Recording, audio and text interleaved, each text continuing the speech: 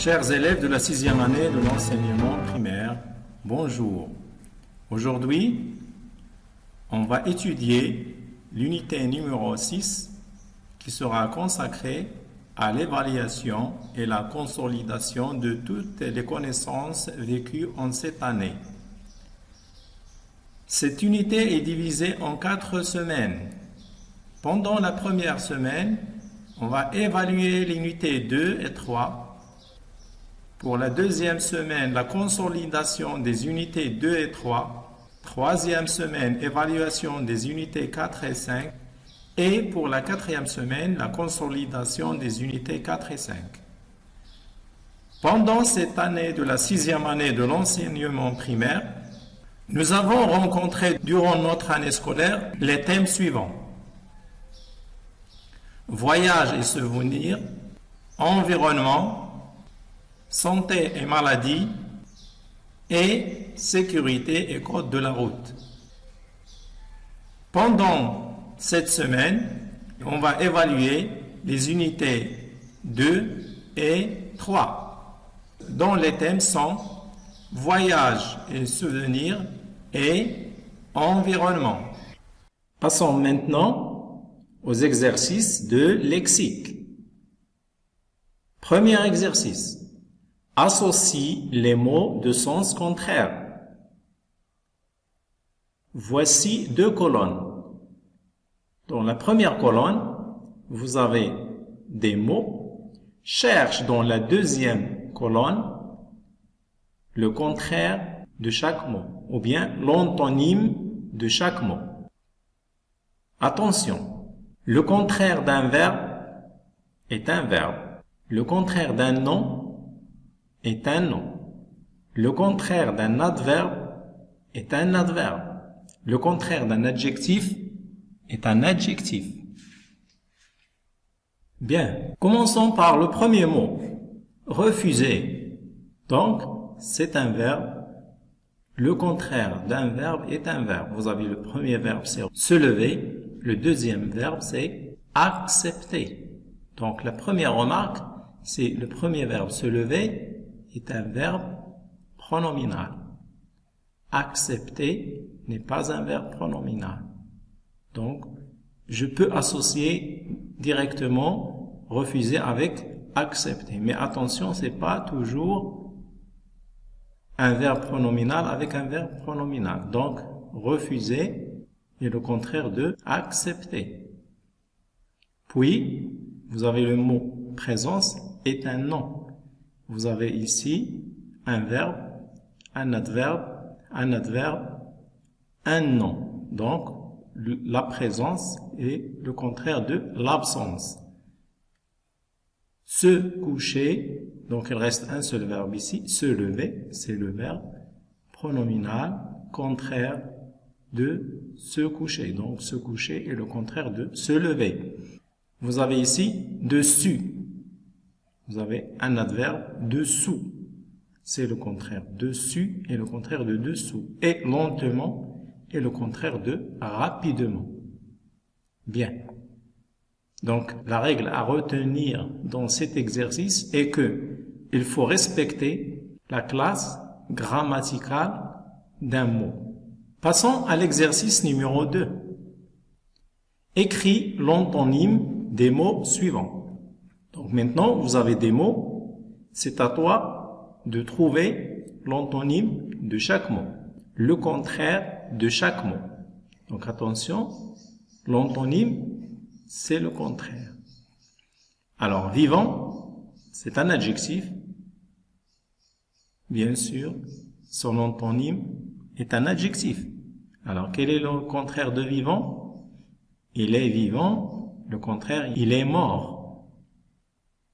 Deuxième, le plus, le moins. Possible.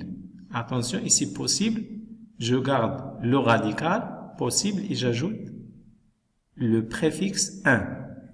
Impossible. Impossible. Habillé, je garde habillé et j'ajoute le préfixe T. Déshabillé. Savoir, c'est un verbe. Le contraire, c'est ignorer. La joie est un nom. Le contraire, c'est la tristesse. Ou bien le malheur. Content, le contraire de content, c'est triste. Ou bien mécontent. Ou bien malheureux. Lisible. Le contraire de lisible, c'est, j'ajoute ici le préfixe il, illisible. Passons à la troisième question. Indique ce que désigne chaque groupe de mots en cochant la bonne case.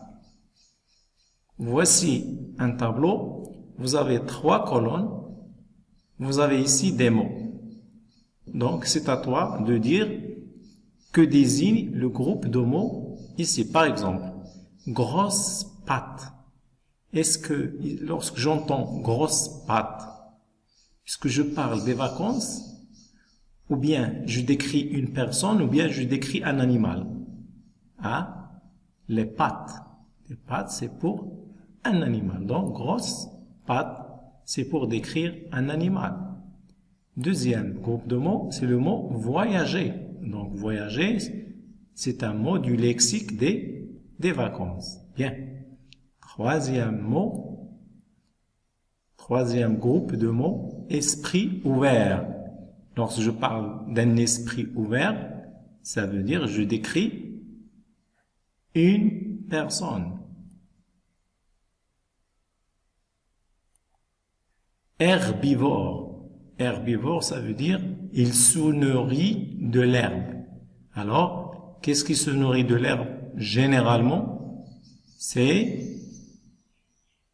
un animal herbivore. L'homme aussi se nourrit de l'herbe, mais on dit que l'homme est omnivore. Il mange tout. Pour l'animal, il y a des herbivores et il y a des carnivores. Et pour l'homme, il est omnivore parce qu'il est herbivore et carnivore. Sympathique et modeste. Cet homme est sympathique et modeste. Donc on dit que c'est la description d'une personne, décrire une personne. Féroce. On désigne un animal par sa férocité. On dit c'est un animal féroce. C'est un adjectif d'un animal. On décrit un animal. Et enfin, monument historique. Vous avez des monuments historiques dans les villes marocaines. Par exemple, la Koutoubia est un monument historique. La tour Hassan est un monument historique. J'ai voyagé à Marrakech et j'ai vu beaucoup de monuments historiques. Donc, il s'agit d'un lexique des vacances. Bien, donc, c'est à toi d'enrichir ton lexique en lisant beaucoup. Passons maintenant à la 4e question. Question numéro 4. Complète par que, généreux, étranger, des châteaux de sable. Voici les phrases. J'aime voyager à car j'adore. Donc vous avez ici à. Il indique le lieu. J'aime voyager à où. J'aime voyager à car j'adore découvrir les cultures des autres pays. Donc, lorsque je voyage dans d'autres pays, je vais à l'étranger. On dit je vais à l'étranger. Voilà, ici je suis au Maroc. Lorsque je voyage dans d'autres pays, je dis je voyage à l'étranger. Notre voisin est un homme que généreux étranger, c'est fait des châteaux de sable. Donc, on cherche un adjectif. Ici, l'adjectif, c'est généreux. Notre voisin est un homme généreux. C'est un homme qui fait du bien. Il aime tout le monde. Il donne sans compter. Cet homme, il est généreux. Il fait du bien. Regardez cette fille, elle aussi, elle est généreuse. Il offre ce qu'elle a tout en souriant. Elle est généreuse. Elle aime faire du bien. Troisième phrase. À la mer, les enfants adorent faire. Que font les enfants à la mer? Ils construisent ce qu'on dit des châteaux. Ils construisent des châteaux de sable. Voici un enfant qui construit avec du sable un château. Enfin, le lapin a une petite, qu'est-ce qui reste? C'est la queue. Le lapin a une petite queue ronde. Queue. Voici la queue du lapin. Il a une petite queue ronde. Voici un lapin. J'espère que vous avez bien compris.